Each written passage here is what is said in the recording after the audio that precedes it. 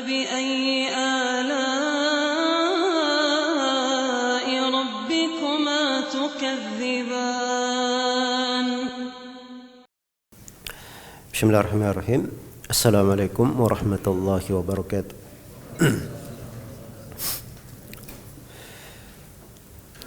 Innal hamdalillah nahmaduhu wa nasta'inuhu wa nastaghfiruh wa na'udzu billahi min shururi anfusina wa sayyiati a'malina.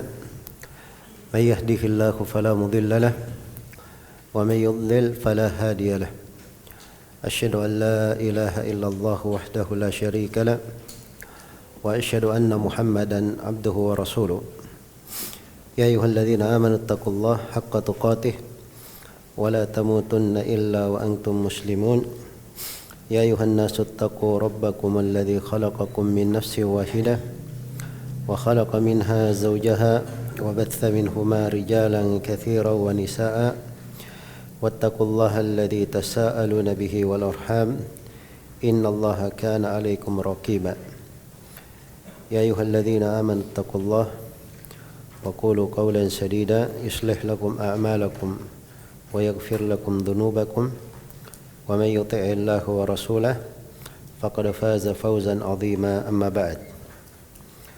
Fa inna asdaqal hadithi kitabullah wa khairal hadi hadi Muhammadin sallallahu alaihi wasallam wa syarrul umuri muhdatsatuha fa inna kulla muhdatsatin bid'ah wa kulla bid'atin dhalalah wa kulla dhalalatin finnar. Ma'asyiral ikhwa wal akhwat rahimani wa rahimakumullah.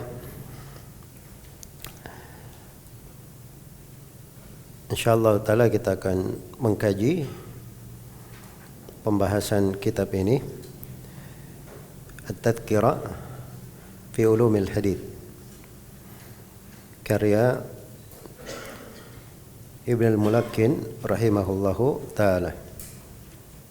Suatu nikmat dari Allah subhanahu wa ta'ala apabila seorang itu mengenal dari ilmu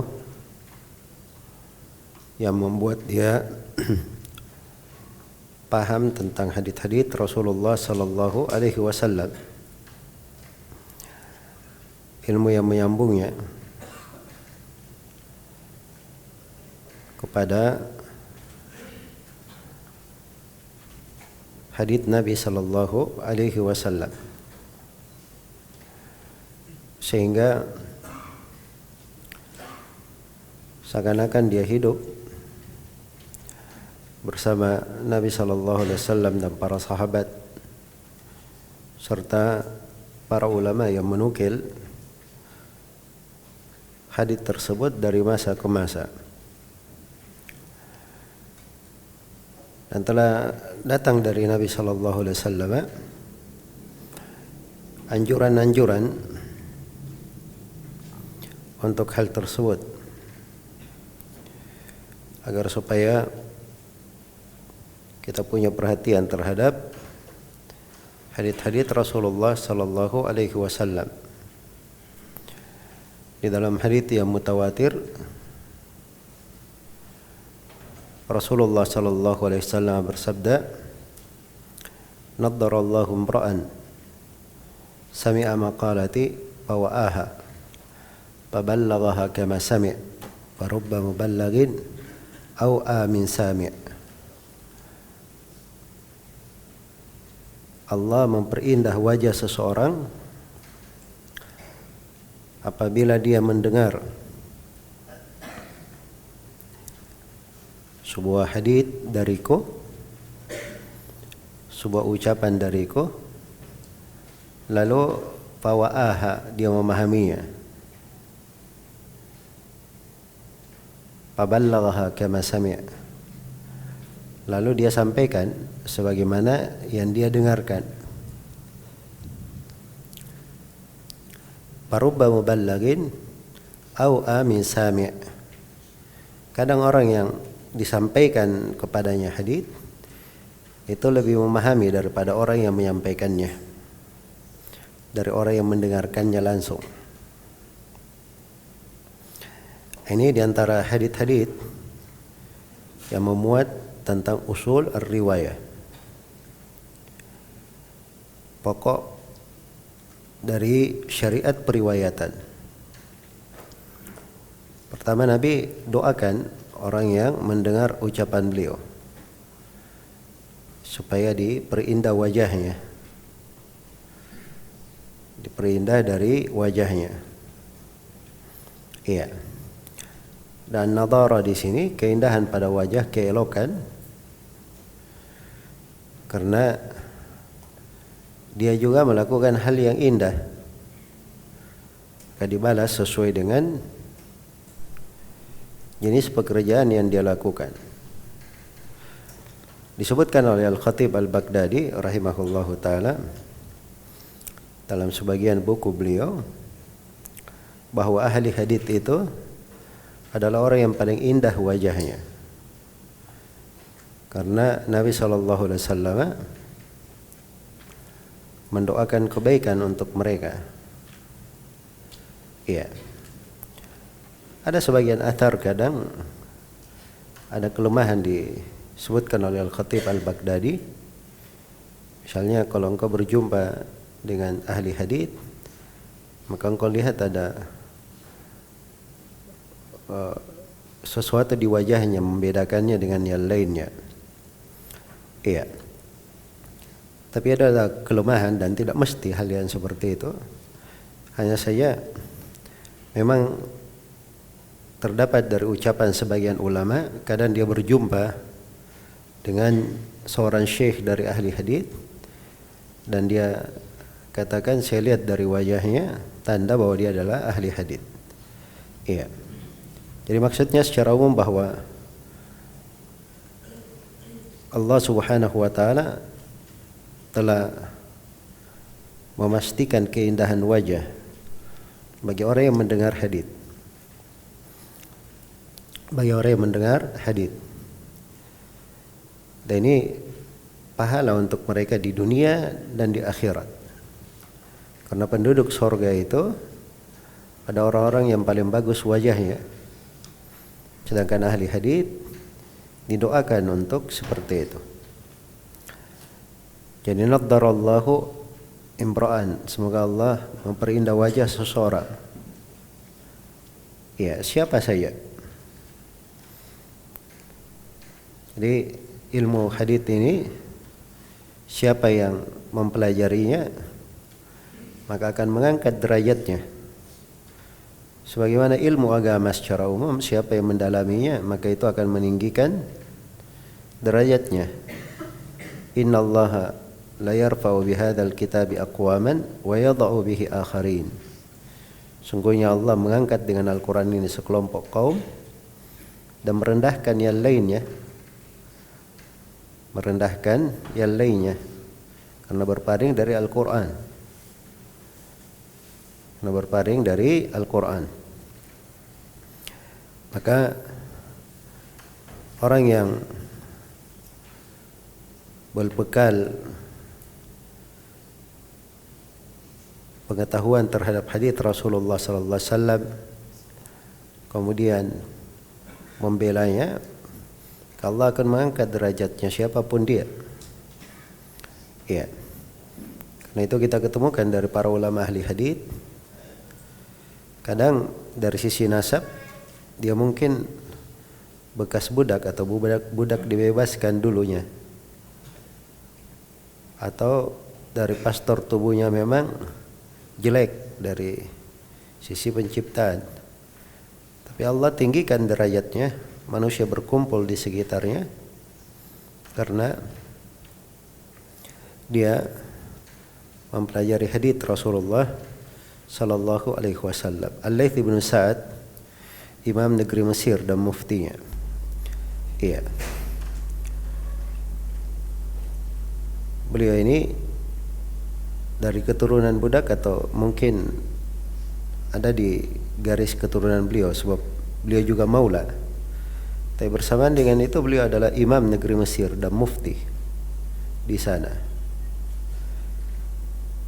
Atha bin Abi Rabah radhiyallahu taala rahimahullahu taala seorang ahli hadis dan ahli fikih. Iya. Seorang ahli hadis dan ahli fikih. Semuanya mendatangi majelis beliau. Sampai raja dan anak-anak raja itu berada di kaki beliau seperti anak-anak kecil. Jadi ketinggian derajat itu ketika seseorang itu terikat dengan ilmu syariat. Di sini dalam hadis dikatakan naddarallahu imra'an, Allah memperindah wajah seseorang. Sami'a maqalati, dia mendengar ucapanku. Ini tahapan di dalam tahammul namanya. Bagaimana seorang itu menyandang riwayat, ini akan dibahas nanti di buku ini. Bagaimana orang itu menyandang riwayat. Salah satunya adalah as-sama, dia mendengar langsung dari guru. Gurunya berucap, berbicara, maka si murid mendengarkan.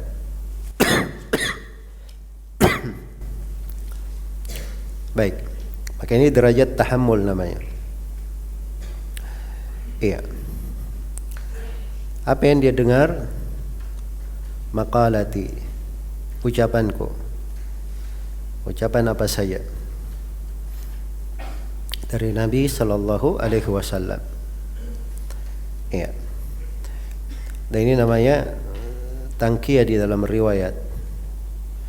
Seorang ketika meriwayatkan, maka dia harus detail, jeli, membedakan ini hadits Nabi atau bukan, ini ucapan Nabi atau ucapan sahabat atau ucapan tabi'in, apakah ini dari konteks hadits Nabi atau ucapan selain Nabi dimasukkan di dalam teks hadits, seperti akan datang nanti di pembahasan mudraj misalnya. Iya. Jadi dia mendengar ucapanku.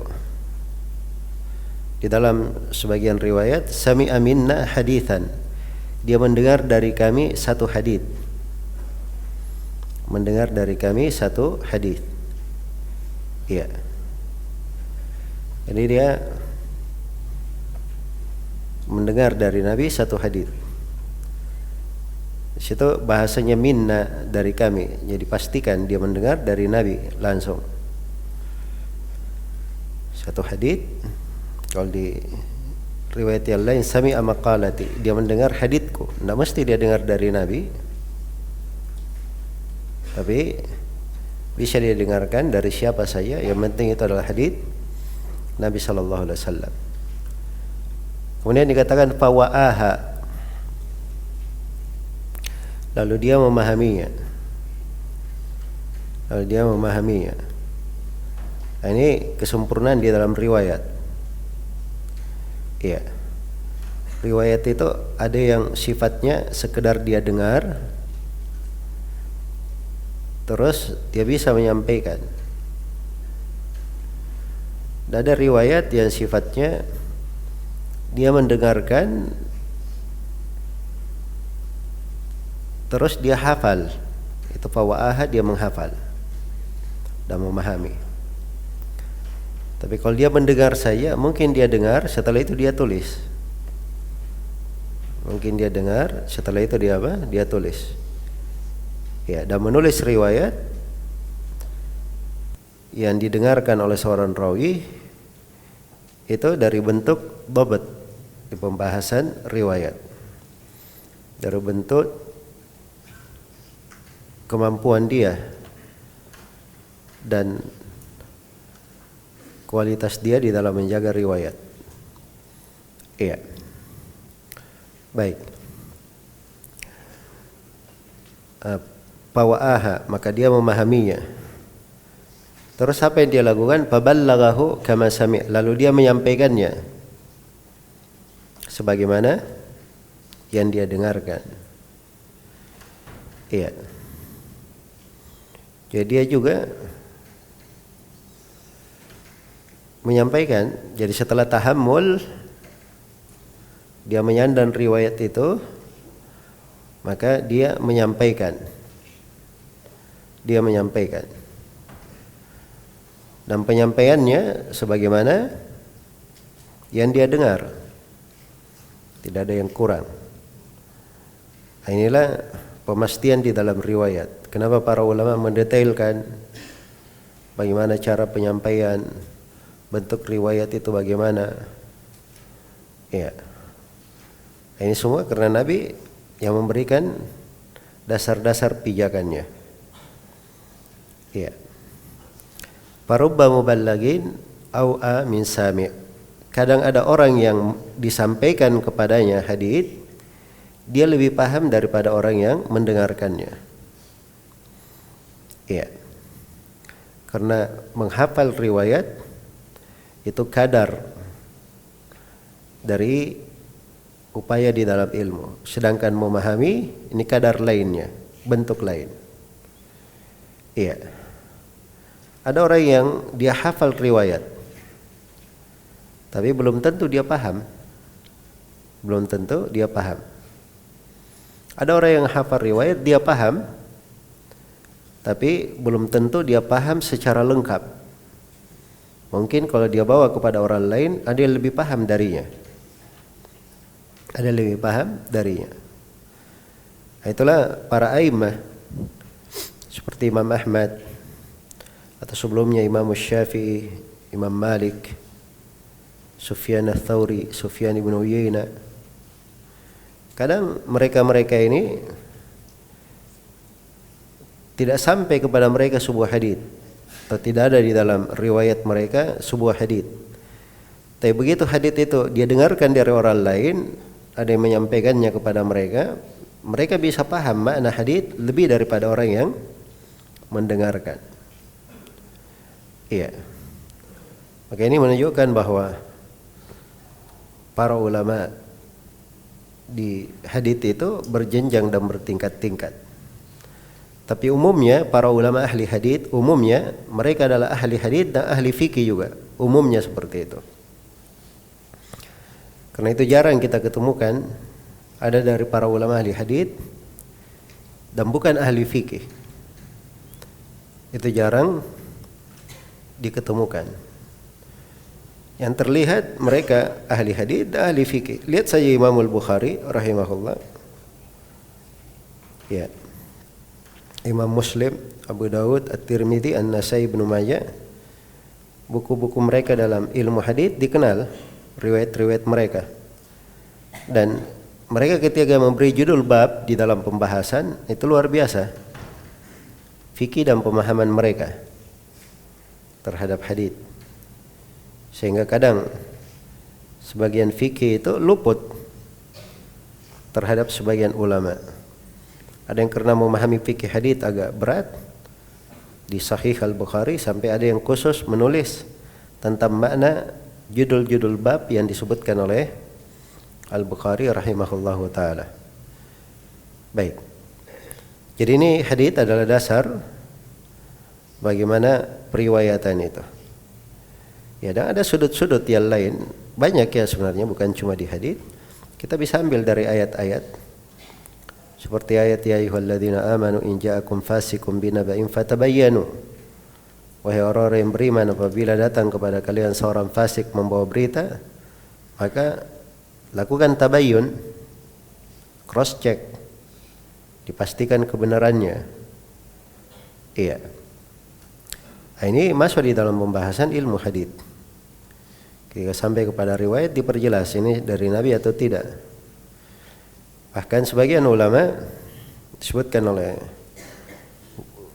guru kita Syekh Wasiullah ya hafizahullah taala, bahwa beliau dari dahulu belajar di India, dan dia dengar dari sebagian gurunya kalau membaca ayat